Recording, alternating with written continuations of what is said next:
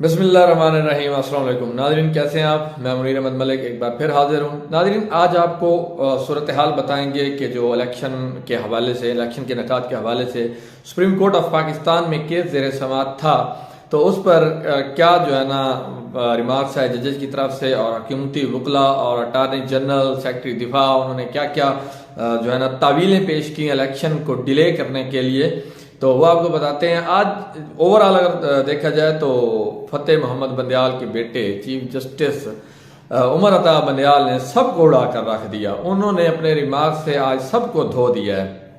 Attorney general, हुकूमती वकील, secretary दिफा, सबको लाजवाब कर दिया।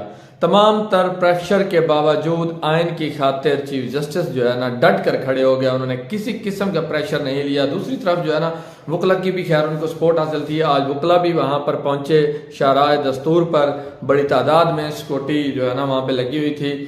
सबसे पहले आज जब समाअत शुरू हुई तो अटारनी जनरल पेश हुए, हुकूमती वकील फरूक एच नाइक और अकरम शेख जब पेश हुए तो चीफ जस्टिस ऑफ पाकिस्तान ने कहा कि आपने तो अदालत का बाइकाट कर दिया था, तो आप फिर कैसे आए? तो उन्होंने कहा नहीं जी, हमने बाइकाट नहीं किया, हमने वकालतनामे नहीं लिए, और हमारा वकला की हाजिरी, अपनी मतलब हुकूमत की तरफ से वकला की हाजिरी जो है वो इस बात का सबूत है कि हमने कोई बाइकाट नहीं किया। जिस पर चीफ जस्टिस ऑफ पाकिस्तान ने कहा कि कल से जो है ना मीडिया पे और मुख्तलिफ चैनल्स पे जो है ना आपकी तरफ से एक एलामिया जारी किया गया कि हम अदालती कार्रवाई का बाइकाट करेंगे, हम इस बेंच को नहीं मानते। उन्होंने कहा जी जी बिल्कुल, बेंच पर तो इतराज़ हुआ था लेकिन हमने अदालती कार्रवाई का बाइकाट नहीं किया, हमारा मुतालबा फुल कोर्ट है।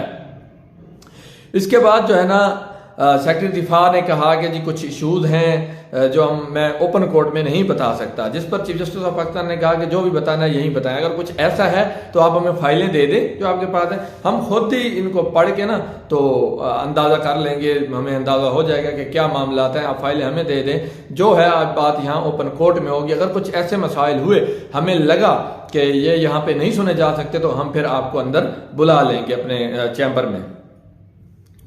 जबान उन्होंने मजीद ये कहा कि जब सेक्रेटरी दिफा ने अपनी तरफ से ज़बानी कुछ बताया कि ये है जी, वो है जी, फोर्स नहीं है, फलां है, तो जिस पर चीफ जस्टिस ऑफ पाकिस्तान ने कहा कि आप ज़बानी नहीं तहरीरी जवाब दें ताकि हमें अंदाज़ा हो, हम खुद पढ़ लेंगे। अगर कुछ बातें जो आप बोल नहीं सकते तो वो आप लिख दें, आपके पास 2 घंटे का टाइम है, तो उनको टाइम दिया गया, आप लिख कर दें। इसके अलावा जो है ना जब सिक्योरिटी पे बात आई तो चीफ जस्टिस ऑफ पाकिस्तान ने कहा कि सिक्योरिटी फोर्सेस का मतलब सिर्फ फौज नहीं होता, उसके अलावा भी इदारे हैं जिनमें जो है ना नेवी है, एयरफोर्स है। ठीक है, हम मानते हैं कि जब पाक फौज जो है वो मसरूफ़ है मुख्तलिफ महाजों पे, तो आर्मी, नेवी और एयरफोर्स क्या कर रही है, उनको यूटिलाइज किया जाए। इसके अलावा आपके पास रिजर्व फोर्सेज होती हैं, उसके अलावा आपके पास रिटायर्ड जो होते हैं एहलकार, वो भी रिजर्व में होते हैं। हमने कौन सा उनको 6 महीने के लिए बुलाना है, सिर्फ 1 दिन के लिए बुलाना है, आप उनको ले लें, वो भी तो आपके पास रिजर्व में होते हैं कि जब भी आप चाहें उनको बुला सकते हैं। इसके अलावा आप आर्मी के पास डॉक्टर्स होते हैं, इंजीनियर्स होते हैं, दीगर जो शोबे हैं वो भी तो जो है ना वो तो हालत जंग में नहीं है, वो तो दहशतगर्दी के खिलाफ नहीं लड़ रहे, तो आप उनको लेके आए। चीफ जस्टिस के इस बयान ने एक जो पॉइंट था, पहले जब भी कोई सिक्योरिटी तलब की जाती थी तो फौज, तो जो फौज वाला एक जो है ना कंसेप्ट था उन्होंने ख़त्म कर दिया उसका। उन्होंने कहा कि आप नेवी भी है, एयरफोर्स भी है, आप उसको बुलाएं, और वो किस लिए हैं, वो किस मर्ज की दवा हैं, उनको हम इस्तेमाल कर सकते हैं। इसके अलावा उन्होंने फंड्स की जो है ना सेक्रेटरी जो खजाना थे, हाँ जी फंड्स, उन्होंने कहा जी फंड्स का तो कोई मसला ही नहीं है, खरबों का बजट है जिस मुल्क का, वो 20 अरब उनके लिए क्या है। अगर आपको नहीं मिलता तो आप बिस्मिल्लाह करें, तनख्वाहें काटें, अगर आपको कोई मसला है तो हमें बताएं, अदालत हुक्म जारी करेगी, हमारी तनख्वाहें काटें, इलेक्शन कमीशन की तनख्वाहें काटें। लेकिन अब एक मजे की बात बताएं, सारी सूरत हाल में इलेक्शन कमीशन आज कहीं नजर नहीं आया।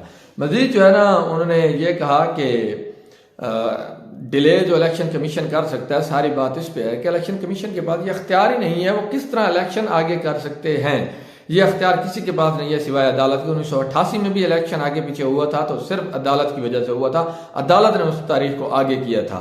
ये किसी के पास अख्तियार नहीं है कि वो जो है ना इसको करें।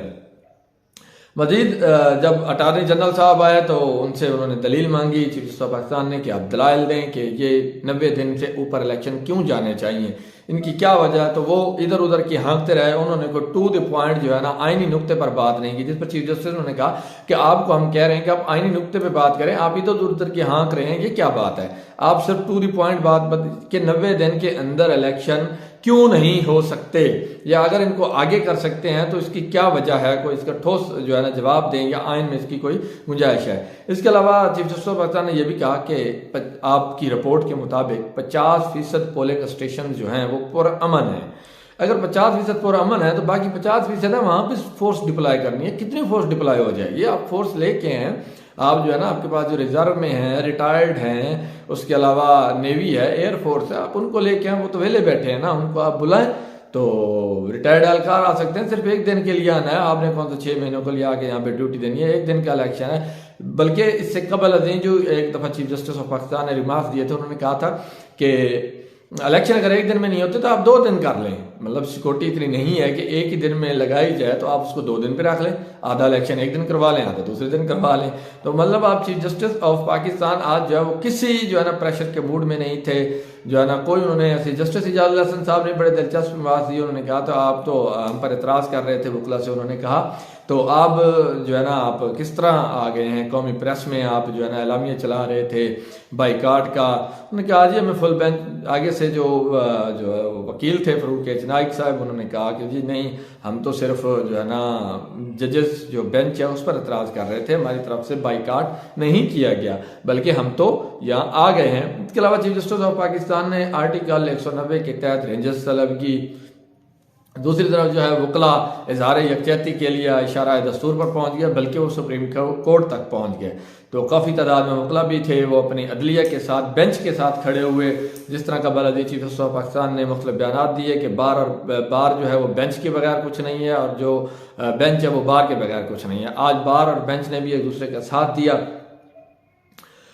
इसके अलावा जो है ना और भी बहुत सी बातें हुई चीफ जस्टिस ऑफ पाकिस्तान ने की। उन्होंने कहा जी आप मुझे एक ही पॉइंट पे बताएं कि इलेक्शन क्यों ना हो। तो 90 दिन के अंदर इलेक्शन का जब कहा गया है तो 90 दिन में ही होंगे, जब सदर पाकिस्तान ने तारीख दे दी। लेकिन आज जो है ना वो जो हुकूमती वकला थे उनकी जानिब से दोबारा वही जो है ना पिछले बेंच का फैसला जो था जिसको 4-3 से कोर्ट कर रहे हैं, तो उस पर उन्होंने दोबारा आज बहस शुरू कर दी कि जी वो फलां का जो है ना उनका नोट आया, फलां का नोट आया। उन्होंने कहा फलां का नोट है, तरमनीला का अभी तक नोट ही है, फलां का आया तो वो जो अदालती आर्डर है उसका हिस्सा है ही नहीं, क्योंकि जब बेंच ही 5 बंदों पर मुश्तमिल था तो फैसला 2-3 से आना था। आप 4-3 से उसको कैसे कोर्ट कर लें? अब इस सारी सूरत हाल में जो फैसला है वो महफूज कर लिया गया है। कल ये फैसला सुनाया जाएगा, मेरे ख्याल में 10, 11 या 12 बजे तक ये फैसला सुना दिया जाएगा। तो आज देखना ये है कि जो हुकूमत है उनकी जानिब से कौन सा नया कट्टा खोला जाता है, कौन सा नया बयानिया बनाया जाता है, क्या जजों को मजीद जो है ना प्रेशराइज करने के लिए, चूंकि फैसला तो कल आना है तो आज रात को लिखा जाएगा जजेस की तरफ से, दिन में या रात में जो भी है वो फैसला लिखा जाएगा। तो जजों को प्रेशराइज करने के लिए या बिहाइंड द सीन जो ताकतें हैं, जो नजर ना आने वाली ताकतें हैं, ताकतवर हल्के हैं पाकिस्तान के, वो जजेस पर कितना प्रेशर डालते हैं, उनसे फैसला तब्दील करवाते हैं या नहीं करवाते। आया कि जो है ना जजेस 90 दिन के अंदर ही इलेक्शन करवाने का हुक्म देते हैं। ये बड़ा अहम है, क्योंकि जो तो ये ताकतें अनजान ताकतें हैं, ना नजर आने वाली ताकतें हैं, बल्कि यूं कह लें कि जो पाकिस्तान के असल ताकतवर हल्के हैं, जो बंद कमरों में बैठ के फैसला करते हैं, जैसा आज उन्होंने अटॉर्नी जनरल और जो है ना दीगर वकला को ब्रीफ करके भेजा बंद कमरों में, जी आपने कहना इलेक्शन नहीं होने दे, बस वो कह रहे थे नहीं होने नहीं होने नहीं होने। उन्होंने कोई कानूनी दलील या जवाब पेश नहीं किया कि ये क्यों नहीं होने, जब आइन में 90 दिन के अंदर लिखा हुआ है। तो बाकी चीफ जस्टिस ऑफ पाकिस्तान ने यह भी कहा कि अगर एक दफ़ा फंड्स की अदम दस्तियाबी या बहाना या सिक्योरिटी का बहाना बना के एक दफ़ा इलेक्शन कैंसिल कर दिए गए तो ये मिसाल बन जाएगी, फिर हर हुकूमत आके इलेक्शन को डिले करने का कोई ना कोई बहाना बना के इसको डिले करती रहेगी, फिर आइन गया भाड़ में। तो कबल अजी भी यही कहा जा रहा है कि आइन जो है वो असल जो है ना चीज़ है पाकिस्तान की, उसी पर बेस कर रहा है पाकिस्तान। अगर आइन ख़त्म हो गया तो फिर पाकिस्तान की जो बेस है वो भी ख़त्म हो जाएगी। तो आज जो है ना ये सारा कुछ वहाँ पे चलता रहा। अब देखना ये है कि वो जो ताकतें हैं वो आया के फैसले पर असरअंदाज होती हैं, फैसला तब्दील होता है या आइन के हक में फैसला आएगा। कल भी जो है ना वहाँ पे गहमा गहमी होगी सुप्रीम कोर्ट के बाहर अंदर, क्योंकि फैसला सुनने के लिए सब लोग जाएंगे और वकला भी शायद कल भी जमा हो वहाँ पे।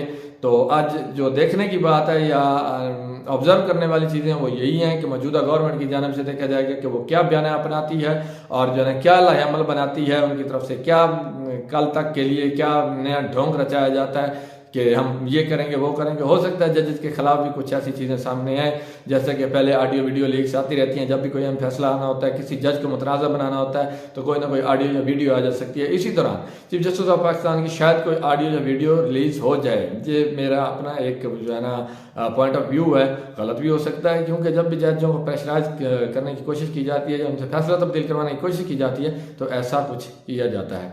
फिलहाल के लिए इतना ही, कल तक के लिए इंतजार करते हैं कि फैसला क्या आता है। एक नई अपडेट के साथ हाजिर होंगे। अल्लाह हाफिज़।